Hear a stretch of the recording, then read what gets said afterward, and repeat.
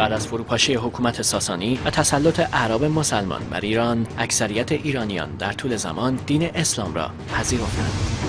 اقلیت زرتشتی که بعدها به نام پارسیان شناخته شدند، همچنان بر دین باستانی خود ماندند و حاضر به پذیرش محدودیت‌های تحمیل شده از طرف مهاجمان نشدند.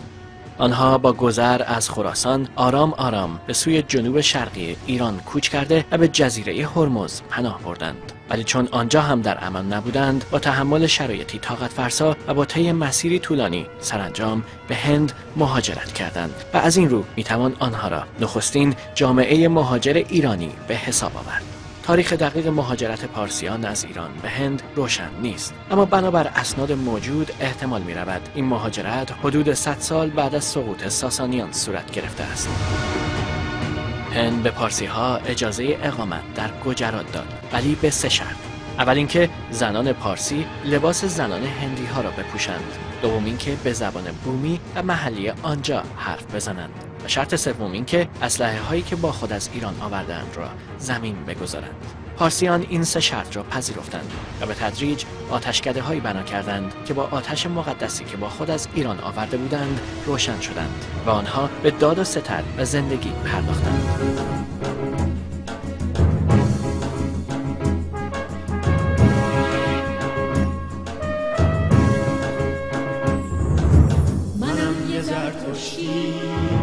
نژادم ایرانی، به تن کنم صدره به روی آن کشتی. ببین چه گفتر توش بزرگ آریایی، همیشه اندیشه تو گفت و هر کاری، همیشه نیکی باد نشان زرتشتی. منم اوستا ادا کنم اینجا برای دین پاک که هست اهورایی.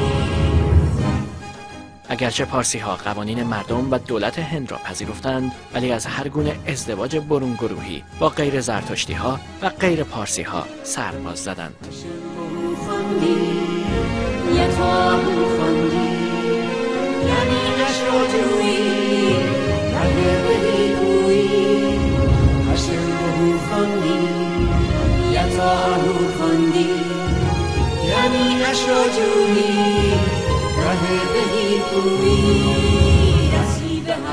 گرچه خاطره جمعی پارسیان از ایران ممکن است پس از 12 قرن ادغام و همجوشی با جامعه هندی کمرنگ شده باشد، اما بسیاری از پارسیان هند بر این عقیده هستند که هند سرزمینی است که پارسی ها برای زندگی برگزیدند، اما ایران سرزمین معنوی پارسی هاست.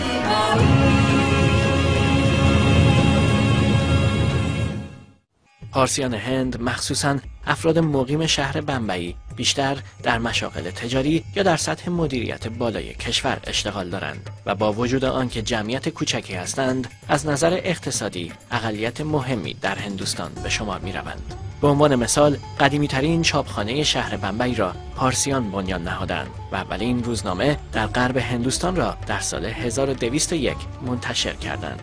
آنان در سال 1234 نخستین کارخانه پنبه‌ریسی را دایر کردند و بعدها نیز از 13 کارخانه پنبه‌ریسی بمبئی 9 کارخانه متعلق به پارسیان بود. در سالهای بعد پارسیان با سرمایه‌گذاری در راه آهن، تلگراف، انتشارات و صنعت فولاد به نیروی مهم اقتصادی و صنعتی هند تبدیل شدند. امروز تعداد پارسیان در دنیا کمتر از 100,000 نفر برآورد می شود. حدود 70,000 نفر از آنها در هند و به خصوص شهر بمبئی زندگی می کنند. ولی جامعه پارسی به دلیل بالا رفتن سن ازدواج، افزایش میزان طلاق و بسته بودن جامعه پارسی به روی غیر پارسیان روز به روز در حال کوچکتر شدن است و در خطر انقراض قرار دارد.